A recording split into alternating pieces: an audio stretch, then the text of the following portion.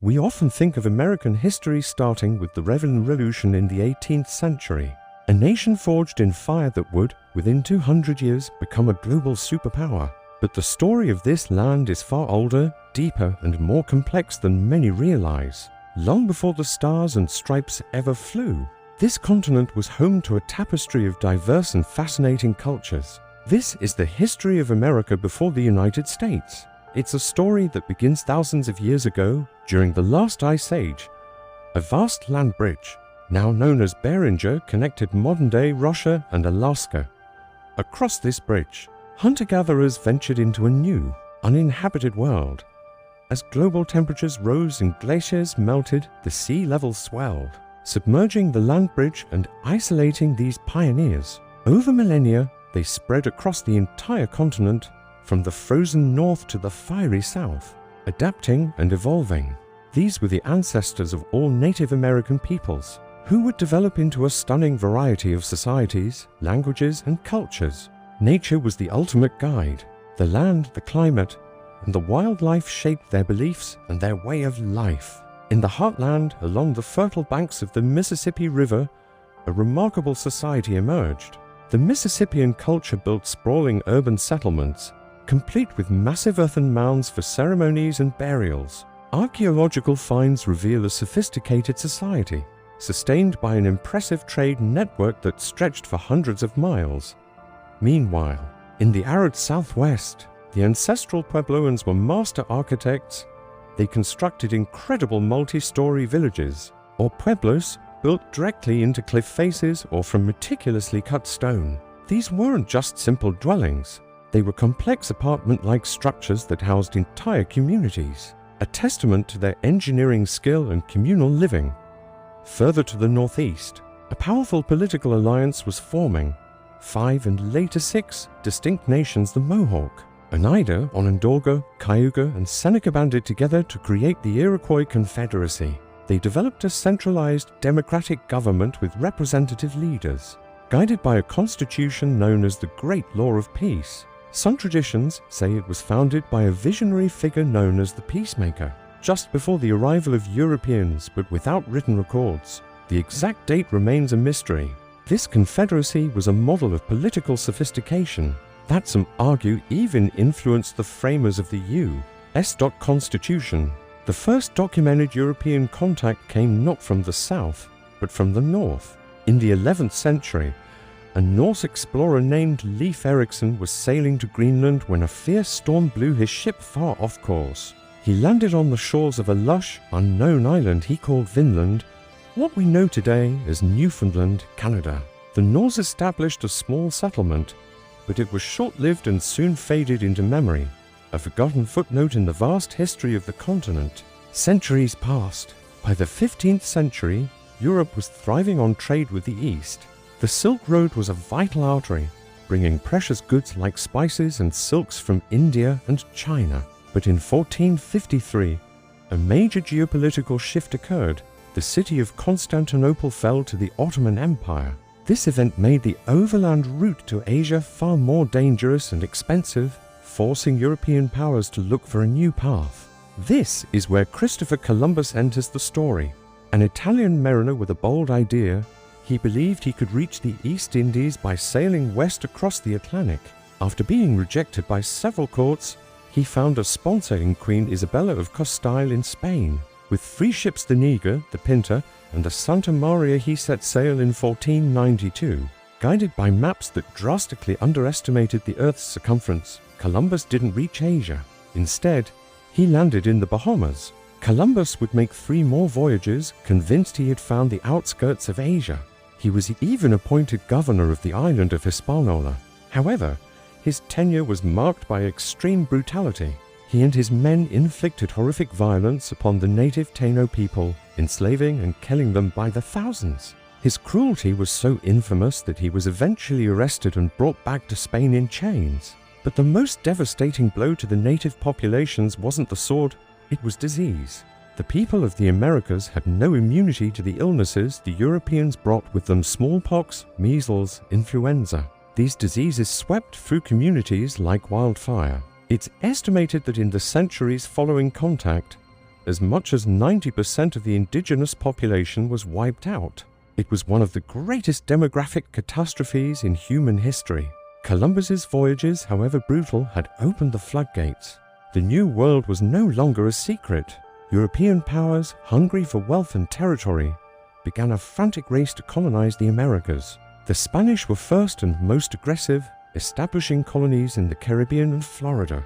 They then turned their attention south, conquering the mighty Aztec and Inca empires and extracting immense fortunes in gold and silver that would reshape the global economy.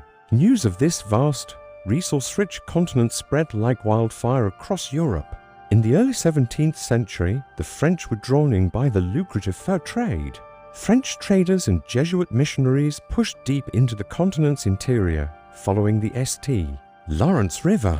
They established friendly relations with many native tribes, built a network of trading posts, and laid the foundations for a sprawling territory called New France.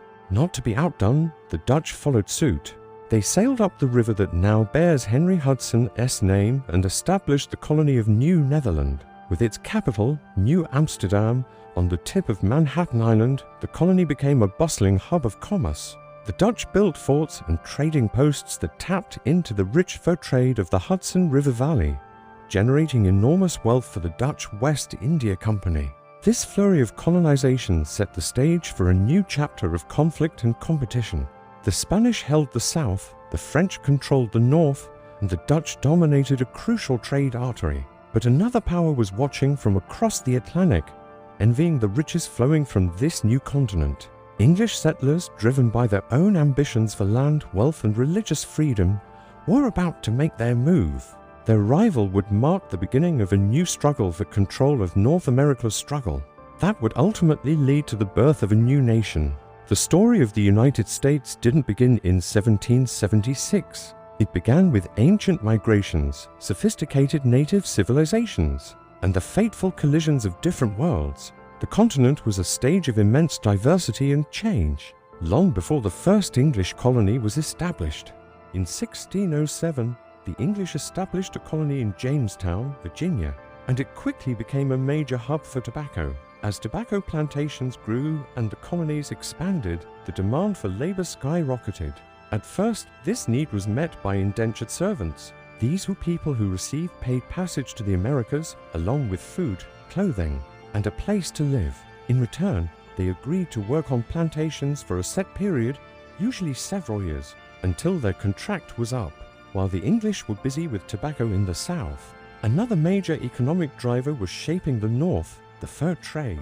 With the arrival of Europeans, the Iroquois Confederacy found itself deeply involved in this lucrative business. First the Dutch and later the English had a massive appetite for beaver furs. The Iroquois began trading these furs for European goods, most notably firearms. This new dynamic had a profound impact.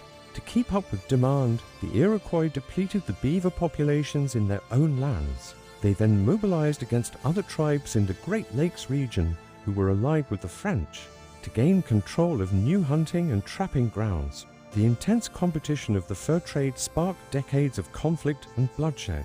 Among Native American tribes, each group struggled to maintain its own relationships with the European colonies. While competing for resources, this period became known as the Beaver Wars. In retaliation for Iroquois expansion, the French invaded Iroquois villages and their surrounding lands. In a separate conflict, the Dutch lost their colony of New Netherland to the English during the Second Anglo-Dutch War.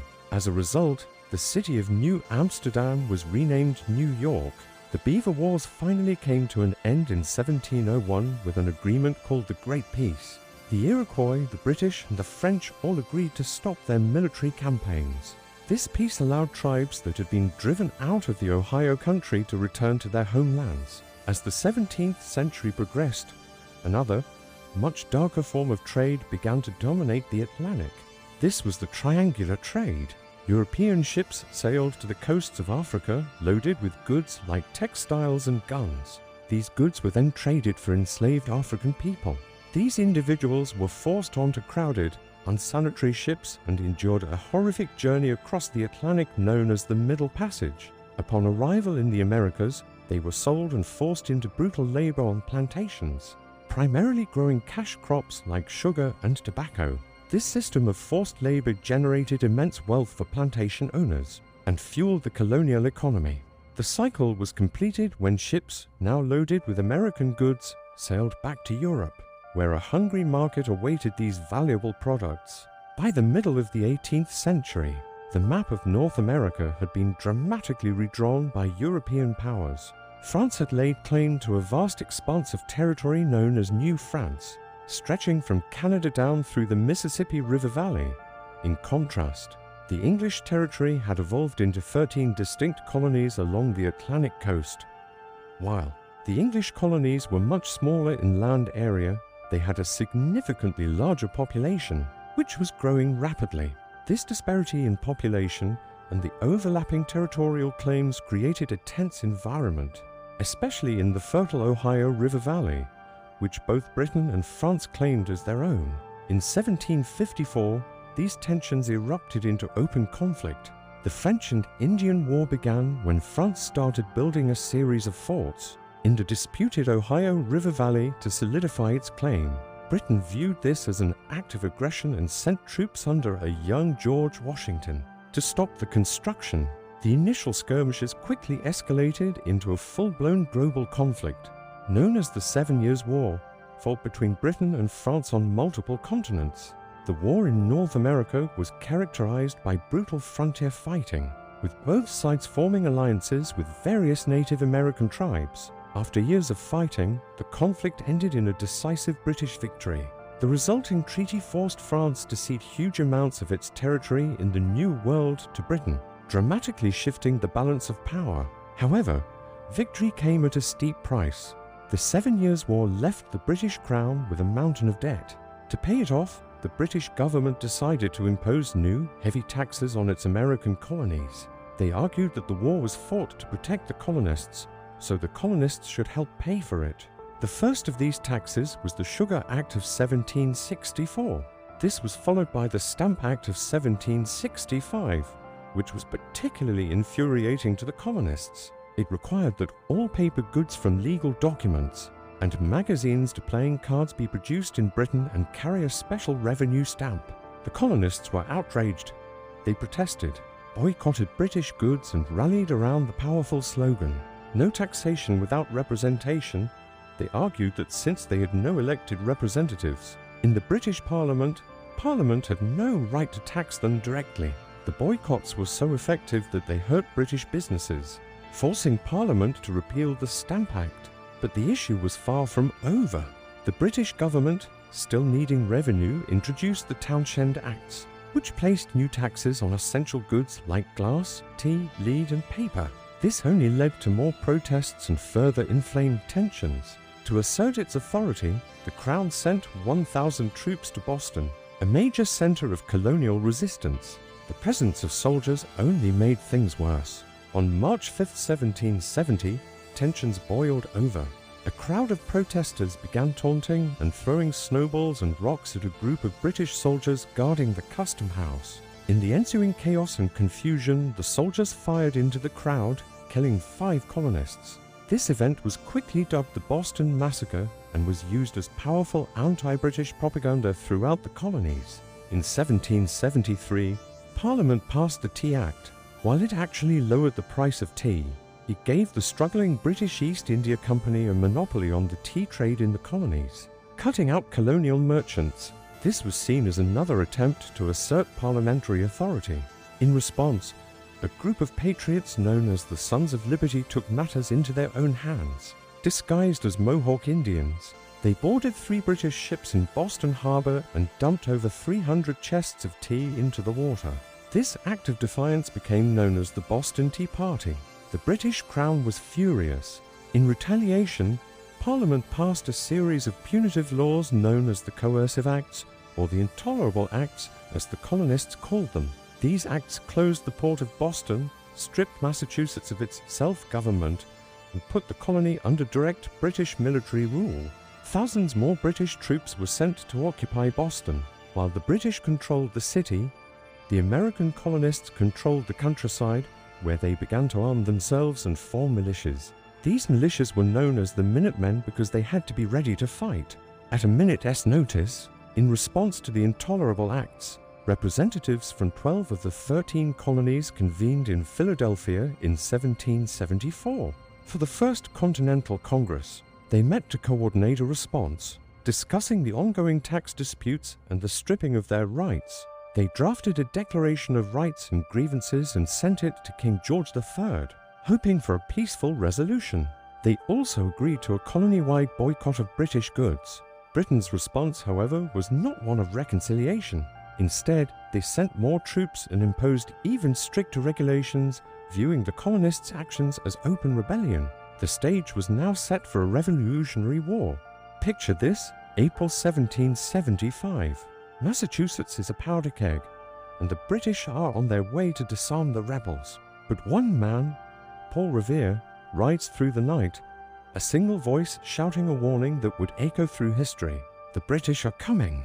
The next day, at Lexington, the first shots of the American Revolution are fired. The American Minutemen, though initially pushed back, regroup at Concord. With more patriots pouring in, they overwhelmed the British forces. Chasing them all the way back to Boston, the city is now under siege. This is more than just a rebellion. The Second Continental Congress convenes and they make a bold move. They form the Continental Army and appoint a Virginia planter named George Washington as its leader. Meanwhile, British reinforcements arrive under General William Howe. At the Battle of Bunker Hill, the British claim victory, but it's a brutal one. The cost in lives is staggering, and it does nothing to break the siege of Boston. Washington arrives, and for months, through autumn and winter, his army holds firm. Then, in March 1776, a game-changer arrives: heavy artillery. Washington positions the cannons overlooking the city, giving the British no choice but to evacuate. With the British gone from Boston, the momentum for independence is unstoppable. In Philadelphia, Thomas Jefferson pens the words that will define a new nation. On July 4, 1776, the Declaration of Independence is approved. A year later, the Articles of Confederation are drafted, the first attempt at a national government. But the war is far from over. This is now a full-scale fight for survival, seeing an opportunity to weaken their old rival, Britain. Both France and Spain begin secretly sending supplies and weapons to the American rebels. Washington moves his army to New York, anticipating the British response, and it comes with overwhelming force, a fleet of 130 warships and 25,000 troops. The war rages on, a seesaw of victories and defeats for both sides. It's a grueling struggle, but a pivotal moment is on the horizon. The American victory at the Battle of Saratoga proves to be the turning point. It's the proof France needs. They, along with Spain, now openly enter the war as allies of the Americans. The tide has truly turned. With the powerful French Navy supporting them, the Continental Army traps the main British force at Yorktown. The surrender is inevitable. In 1783, the Treaty of Paris is signed. It's official. The United States of America is an independent nation, with its territory stretching all the way to the Mississippi River. Now comes the hard part: building a country. The Articles of Confederation were too weak, so in 1787, the nation's founders gathered to draft the U.S. Constitution, a revolutionary blueprint for a new form of government. It's ratified the following year, and soon after, the Bill of Rights is added, guaranteeing fundamental freedoms. In 1789, George Washington, the general who led them to victory, is inaugurated as the first president of the United States. But the birth of one nation had unintended consequences for another. France, having spent a fortune supporting the American cause, was now buried in debt, a major factor leading to its own bloody revolution. When the French Revolution overthrew the monarchy, the United States refused to repay its war debts, arguing they were owed to the old regime, not the new one. Tensions escalated as France, at war with Britain, began attacking American merchant ships trading with their enemy. This undeclared conflict, known as the Quasi War, pushed the young US to build up its navy. Then, in 1803, an incredible opportunity arose. Napoleon, now in power in France, needed cash for his wars. He had just reacquired the vast Louisiana territory from Spain. but feared he couldn't defend it from the British. So, he made President Thomas Jefferson an offer he couldn't refuse: the entire territory for $15 million. Just like that, the United States doubled in size. Jefferson was eager to know what he had just bought. He commissioned Captain Meriwether Lewis and his friend Second Lieutenant William Clark to lead an expedition into the vast, uncharted wilderness. Their mission was to explore the new land, map it, study its flora and fauna, and establish relations with the Native American nations they encountered. Their journey became a legendary tale of discovery, documented in detailed journals and sketches that opened up the West. But relations with Britain remained tense, eventually boiling over into the War of 1812. While no territory changed hands, the war had its dramatic moments, including the British burning down the White House. As the nation grew, a darker chapter began to unfold. In the 1830s, under President Andrew Jackson, the Indian Removal Act was signed. This policy forced Native American tribes in the southern states from their ancestral lands. They were marched west to designated reservations. The journey was devastating. Starvation and disease claimed thousands of lives, a tragic forced march that became known as the Trail of Tears. Yet, the nation's expansion continued, driven by an idea called manifest destiny, the belief that the United States was destined by God to expand from the Atlantic to the Pacific. Meanwhile, Mexico had gained its independence from Spain in 1821. Its northern territory, a region we now know as Texas, was sparsely populated. The Mexican government made a fateful decision. It invited American settlers to come and develop the land. These new settlers, however, were culturally very different. They were mostly Protestant, supported slavery, which Mexico had abolished, and remained deeply loyal to the United States. It wasn't long before tensions boiled over. The American settlers in Texas rebelled, fought a war, and won their independence from Mexico. The newly formed Republic of Texas immediately looked to join the United States, an ambition that would set the stage for even greater conflict and further expansion. Today, we're diving into a transformative era filled with expansion, conflict, and innovation. Our story picks up with Texas, which had sought to join the US on multiple occasions but was initially rejected. Why? Well, there were major disagreements about adding another slave state to the Union, and the US was wary of sparking a conflict with the Mexican government, which still claimed the territory. Everything changed with the election of James K. Polk, a fervent believer in manifest destiny, the idea that the United States was destined to expand across the continent. In 1845, the US went ahead and annexed Texas, an act Mexico did not authorize. To enforce the new border, US troops were sent to the Rio Grande. A diplomat was also dispatched to negotiate, but tensions were high. When Mexican forces attacked, the Mexican-American War began. The war resulted in a decisive US victory, leading to a massive expansion of American territory. Around the same time, a border dispute with Britain in the north was settled peacefully, establishing the 49th parallel as the border between the US and what would become Canada. With the acquisition of California from Mexico, incredible news spread like wildfire. Gold had been discovered. The California gold rush was on. An estimated 300,000 people, known as 49ers, flocked to California from all over the United States and even from overseas, hoping to strike it rich. This massive influx of gold reinvigorated the American economy, and the sudden population boom allowed California to grow rapidly and achieve statehood. However, this rapid expansion brought a simmering issue to a boiling point: slavery. With each new territory acquired, the nation had to decide, would it be a free state or a slave state? The northern states were becoming increasingly industrialized, with an economy that didn't rely on slave labor. In contrast, the southern states' agricultural economy was heavily dependent on it. Tensions worsened dramatically with the Kansas-Nebraska Act of 1854. This law allowed settlers in the territories of Kansas and Nebraska to decide for themselves whether to allow slavery. The result was chaos and violence as pro-slavery and anti-slavery settlers flooded into Kansas. leading to a bloody internal conflict known as Bleeding Kansas. The final straw came with the 1860 presidential election. When Abraham Lincoln won, many in the South were convinced he would abolish slavery nationwide. In reality, Lincoln's initial stance was more moderate, aiming to prevent the expansion of slavery into new territories rather than abolishing it, where it already existed. But fear and mistrust had taken deep root. In response to Lincoln's victory, South Carolina seceded from the Union. Soon, other southern states followed, forming the Confederate States of America.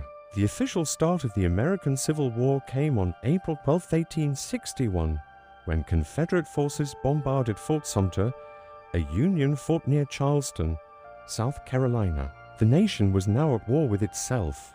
On paper, the North or the Union had significant advantages. It was more industrialized, had a larger economy, a more extensive railway system, and a much larger population to draw soldiers from. The South, or the Confederacy, however, had some key strengths of its own, commanded by the brilliant General Robert E. Lee. It boasted some of the nation's most capable military leaders, and its soldiers fought with high morale, defending their home states. This was a truly modern, industrialized war. Railways were used to transport troops and supplies on an unprecedented scale. The telegraph allowed for near-instant communication between generals and the government. New, deadly technologies emerged, like armored ironclad warships and repeating rifles, which dramatically increased the lethality of battle. The war saw a series of brutal battles, with both sides experiencing victories and defeats. As the conflict dragged on, Abraham Lincoln took a bold and historic step. He issued the Emancipation Proclamation, an executive order that declared all enslaved people in the Confederate States to be free. While it didn't immediately free anyone, as the Union had no control over the Confederacy, it transformed the purpose of the war. It was no longer just about preserving the Union, it was now also a fight to end slavery. For a long time, the Union Army struggled to defeat General Lee and his formidable forces. In a bold move, Lee decided to push his army north into Pennsylvania. There, at a small town called Gettysburg, he was met by the Union Army under General George Meade. The Battle of Gettysburg, fought over 3 days in July 1863, would become the turning point of the war. It was the bloodiest battle in American history, with staggering losses on both sides. The Confederate Army was severely weakened by the defeat and forced to retreat. From that point on, the tide of the war turned decisively in favor of the Union. The Confederacy was broken. On April 9, 1865, General Lee surrendered to Union General Ulysses S. Grant at Appomattox Courthouse in Virginia, effectively ending the war. In the wake of the victory, Lincoln oversaw the passage of the 13th Amendment to the Constitution, which officially and permanently abolished slavery throughout the entire United States. But just days after the surrender, a national tragedy struck while attending a play at Ford's Theater in Washington, D.C. President Abraham Lincoln was assassinated. The decades that followed were a period of reconstruction, a time for the nation to heal the deep wounds of war and for new states to join the Union. But expansion and conflict were not over. The U.S. government coveted the Black Hills region, especially after gold was discovered there. This led to settlers encroaching on lands that had been guaranteed to Native American tribes by treaty.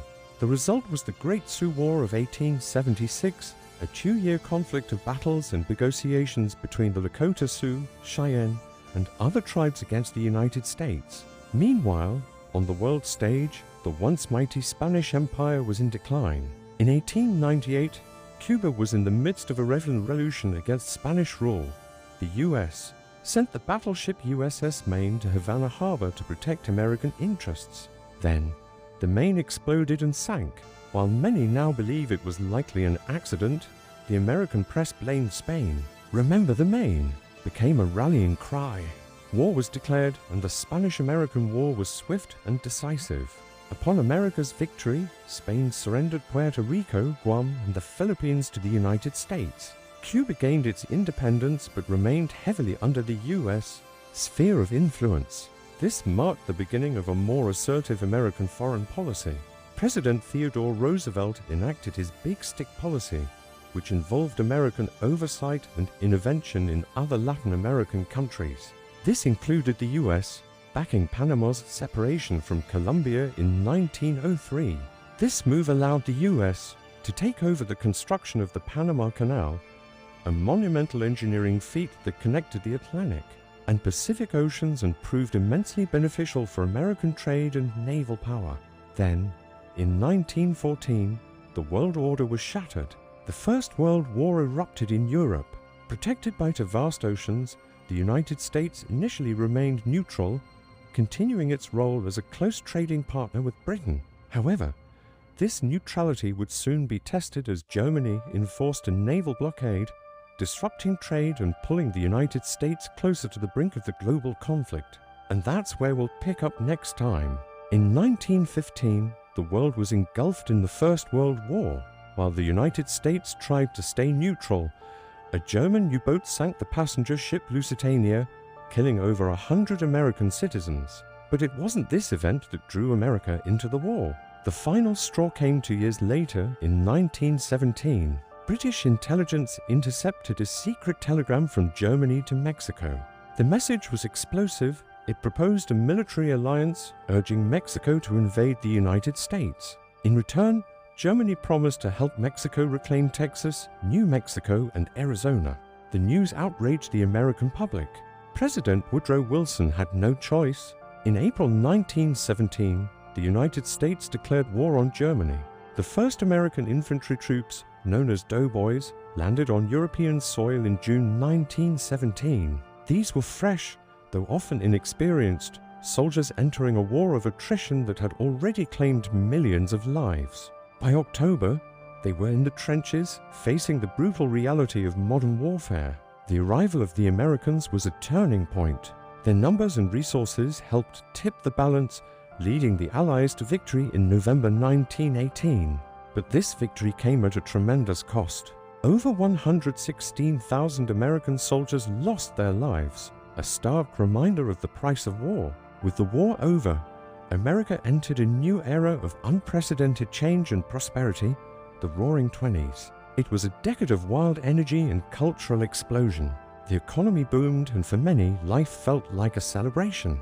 Jazz music spilled out of clubs in cities like New Orleans and Chicago. Its syncopated rhythms defining the sound of the era. People learned new, energetic dances like the Charleston. Hollywood's motion picture industry blossomed, creating silent film stars who became global icons. Technology was also transforming daily life. Henry Ford's assembly lines churned out the Model T, making cars affordable for the average family for the first time. Radios became a staple in American homes, connecting the nation with news and entertainment. This decade also saw a major social shift with the rise of women's rights, including the right to vote. But it wasn't all glamour. Prohibition, the nationwide ban on alcohol, gave rise to a dark underworld of speakeasies, bootlegging, and powerful mobsters like Al Capone. The party, however, came to a screeching halt. In October 1929, the Wall Street crash triggered the collapse of the stock market, plunging the nation and the world into the Great Depression of the 1930s. Just as the country began to recover, the storm clouds of another world war gathered. While America again tried to remain neutral, events across the globe made that impossible. In the Pacific, the Empire of Japan was expanding its power aggressively. On the morning of December 7, 1941, Japanese forces launched a surprise attack on the U.S. naval base at Pearl Harbor in Hawaii. The attack was devastating, sinking ships and killing thousands of American servicemen. President Franklin D. Roosevelt famously called it a date which will live in infamy. The next day, the United States declared war on Japan, officially entering World War II. American forces were once again deployed across the globe. They fought alongside their allies in the vast Pacific Ocean, in the deserts of North Africa, and across the battlefields of Europe. The scale of the conflict was immense, and the cost in human life was staggering. Over 100,000 American troops perished in the fight against the Axis powers. During the war, a chilling piece of intelligence reached the US government. Scientists who had fled Nazi Germany warned that Hitler's regime was working on a secret project to build an atomic bomb. In response, the United States launched its own top-secret program, the Manhattan Project. Some of the world's most brilliant scientists were assembled in secret locations to race against the Germans and develop a nuclear weapon.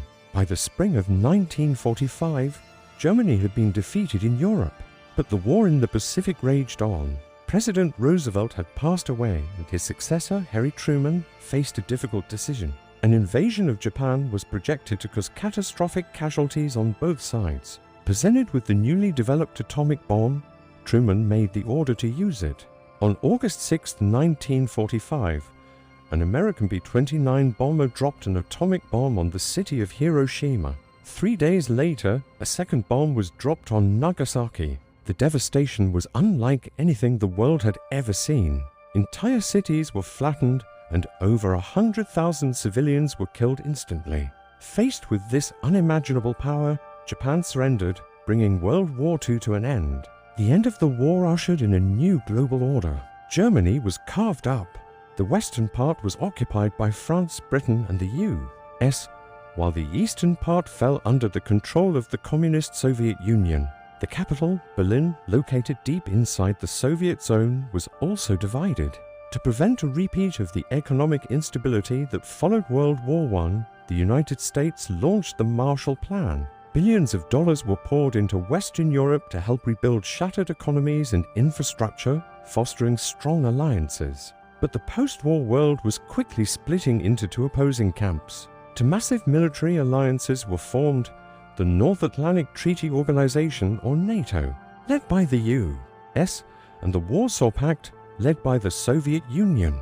The ideological clash between American-led democracy and Soviet-led communism set the stage for a new kind of conflict, the Cold War. For decades, the United States and the Soviet Union were locked in a period of intense rivalry. This wasn't a direct war, but a tense standoff fought through espionage, proxy wars in places like Korea and Vietnam, and a constant struggle for global influence. This competition also extended beyond Earth's atmosphere, sparking the space race. In 1957, the world was stunned when the Soviet Union launched Sputnik, the first artificial satellite. The event sent shockwaves through America, which responded by creating NASA a year later. The race was on to see which nation would be the first to land a human on the moon. After years of missions and immense effort, on July 20, 1969, the Apollo 11 mission achieved that goal. Astronauts Neil Armstrong and Buzz Aldrin took their first steps on the lunar surface, a historic moment watched by millions around the world.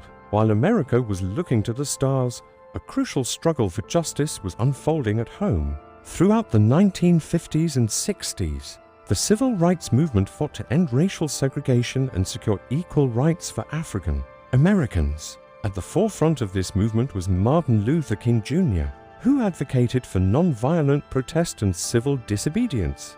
He led marches, sit-ins, and boycotts to challenge discriminatory laws.